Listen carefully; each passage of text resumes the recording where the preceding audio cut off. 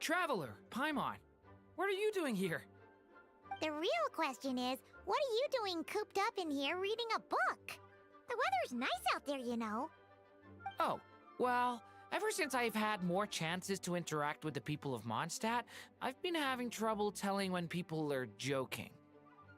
For example, I saw a beautiful flower the last time I was at the florist, so I told the shopkeeper, and she said, if you like these weeds so much, you should add some mint and sweet flowers and make it a bouquet. So I did as she said, and when I showed her the finished bouquet, she gave me a frankly terrifying look. Later, Albedo opined that this happened because I have trouble understanding the meaning behind words. So after I learned the Mondstadt script, he told me I could come here and read. I was born from a storybook, so I felt that these books might be able to teach me more about the rules of this world. And, well, I guess I lost track of time. So, did you guys need something? Yeah, we have a message to pass along from Rhindaughter. Oh, it's from Aunt Rhindaughter? No, I'm just surprised. Rhindaughter is my mom's friend, and the mother of the dragon that once existed in my stead. I supplanted him, took the fate that should have been his. So if she dislikes me, well, I'm not sure what I'd do. Yeah, we're here for you. But seriously, Paimon doesn't think it's anything bad. That does make me feel better. Well, I guess I should open it.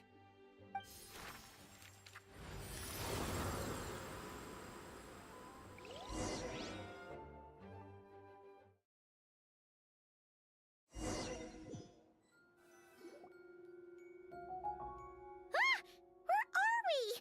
Did this stupid dictionary transport us to some weird place again? My mom's scent. I sense it here. Whoa! Here comes a strange cat.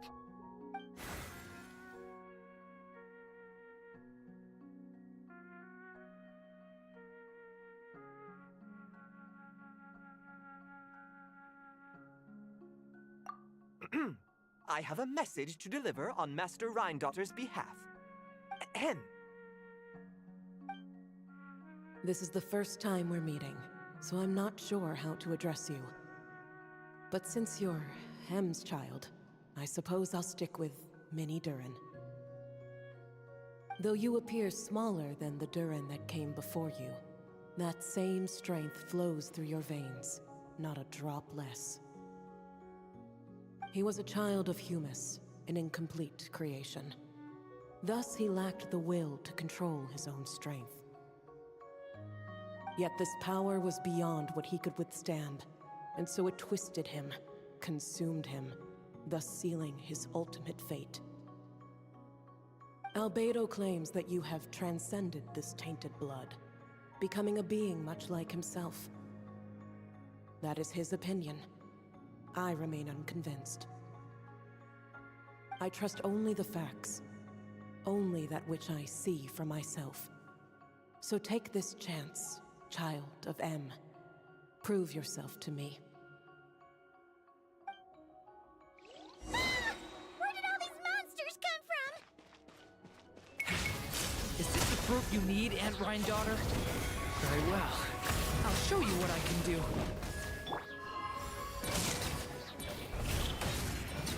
The power within me is surging to the surface. This is getting easier. Mate! Powering. Looks like Albedo wasn't mistaken after all. Next time, maybe don't ambush us with a bunch of monsters just to prove a point. Still, I do feel like I can control my power more freely now that we've defeated them. After hearing about you, I prepared a technique that would seal the dark power in your blood. I had planned to take this opportunity to pass it on to you. Of course, using it comes with a price. While it would maintain your existence in Tevat, it would also weaken your connection to this world. And you are M's child, when all is said and done. How could I allow that uncontrolled power to send you down the same path as the child who came before you? But seeing you now, it appears my concerns were misplaced. M was a terrific mother, and a far more capable one than I. And I must admit, I'm rather curious to see how far you can go. How will you, an alchemical being truly integrated with this world, find your place in human society? I've never conducted an experiment like this before. As such, you may yet hold the key to some unexpected answers. Hey! You got one thing wrong there! Durin's not an experiment! He's our friend! I'm not sure I understand, but I appreciate your kindness, Aunt Rhine-daughter. Ahem. And that's all Master Rhine-daughter has to say. A cat that can imitate someone else's voice is just as strange to witness as the first time. Well, do not be so shocked. I am hardly an ordinary cat. In fact, from a biological standpoint, I am no cat at all, but rather an alchemical being. You wouldn't consider yourself a specter simply because you float in the air like one, surely. A specter? What are you trying to say, mister? Oh, I know. Sabaz is implying that you are... What thought? Hey! Oh, and considering how Master Rhine-daughter's message ended, I suppose this technique is useless now. I'll just destroy it. Few and far between are the people that can make her reconsider. Quite the impressive feat, young man. With that done, I'll be going now. I have another message to pass along. Perhaps we'll meet again sometime.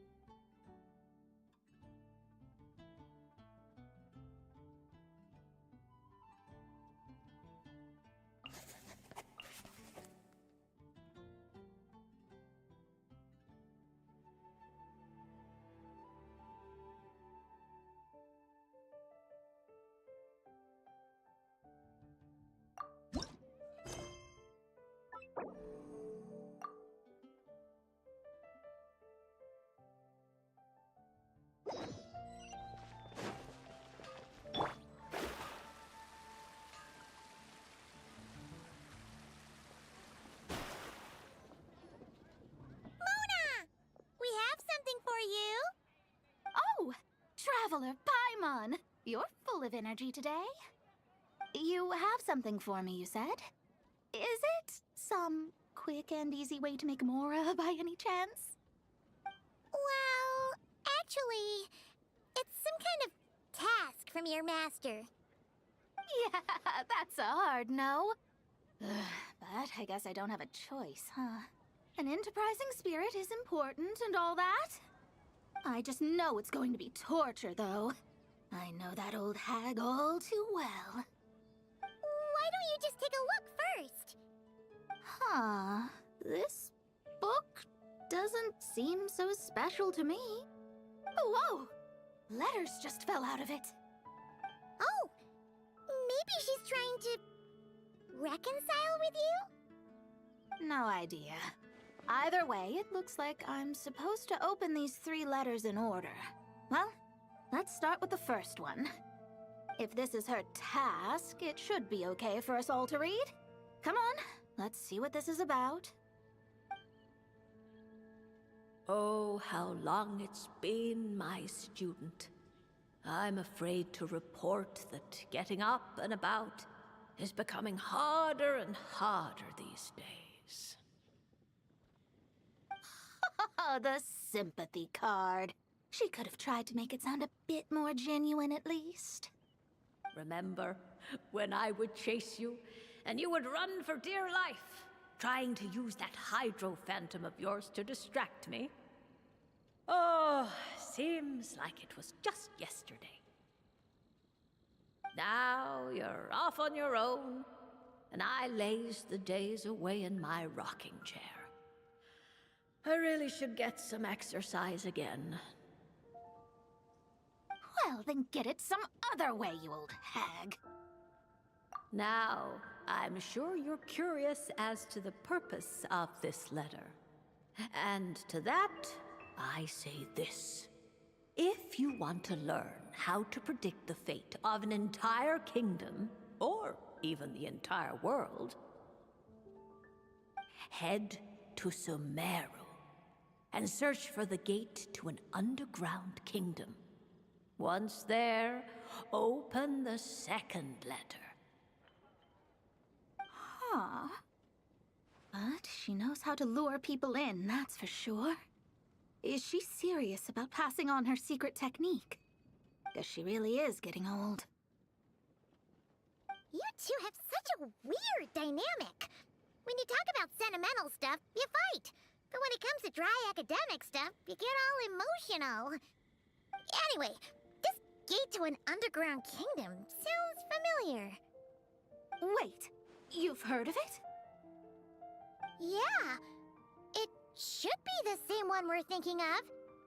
Perfect. I don't even need to investigate then. Oh, that means no hired guide, no lodging, no shelling out Mora left and right.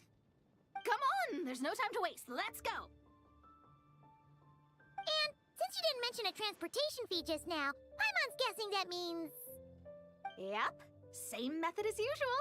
Let's go.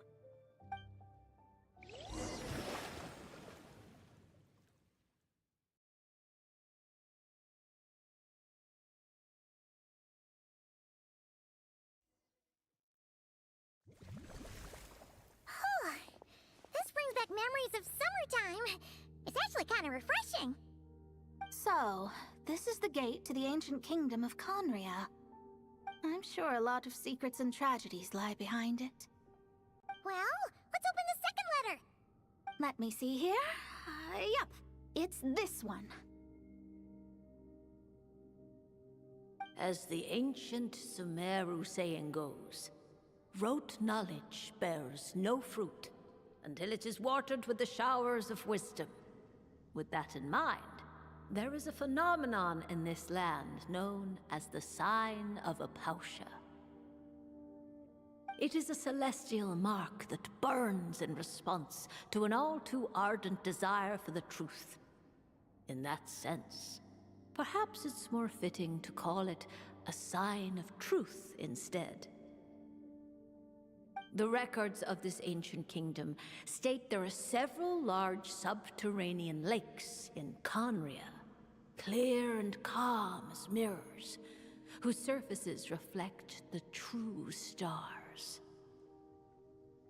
This is because the sign of truth created in the water is able to bypass the false sky and connect to the outer universe. I had no idea.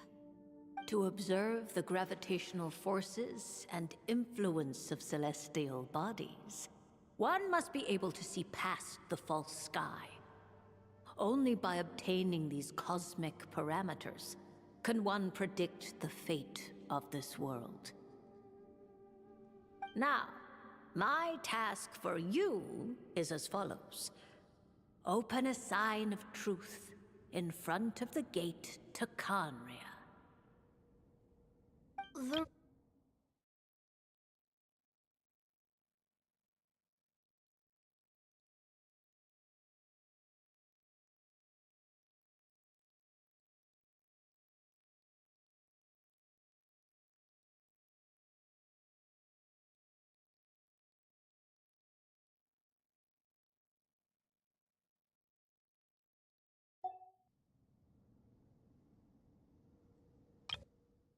The rest is a bunch of stuff about the ceremony the old hag came up with to summon this thing. Yeah. All these planetary trajectories and runes. Paimon's not even gonna try to make sense of it. So, what do you say, Mona? Are you gonna attempt it?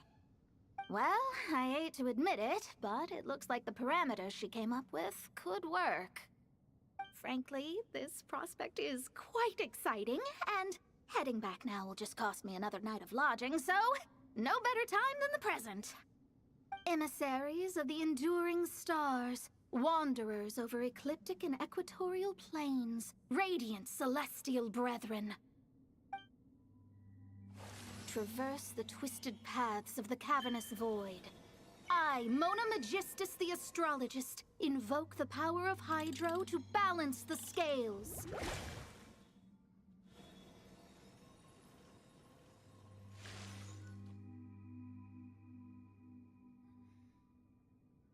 By wisdom and truth, let the thirst be relieved. I, Mona Magistus, the Astrologist, summon you, O stars, to stand before me! Did it work? Ah! Monsters! How did that happen? No dice. The sign of truth only opened long enough for the monsters to slip through. Darn it. I didn't get a glimpse of the real stars at all. Whatever. I'll just take it out on you! The ceremony failed, but the old hag's new theory seems workable. I have a better grasp of hydromancy now. And the perfect test subjects to test it on.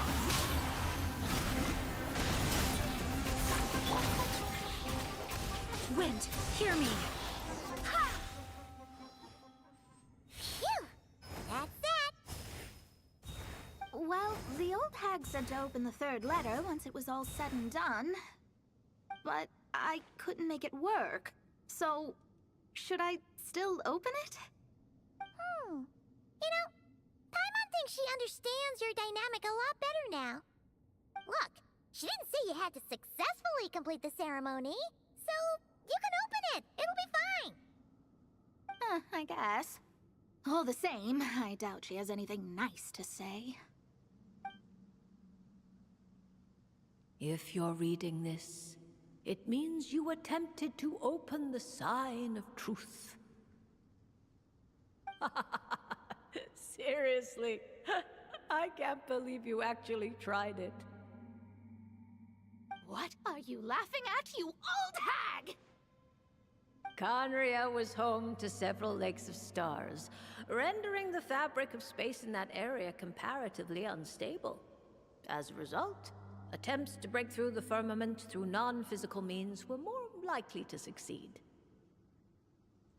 In any case, I knew this place was well hidden and wouldn't be frequented by too many people.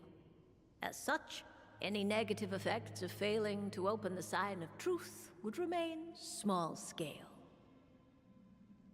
And of course, as my student, I felt sure you would have the chops to deal with the abyssal creatures that roam beyond the false sky.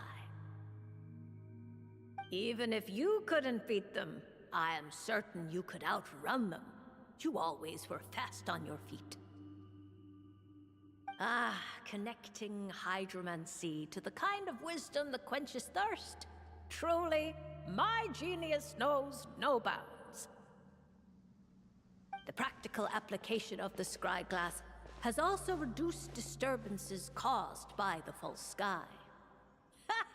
I'd like to see Alice try and top that.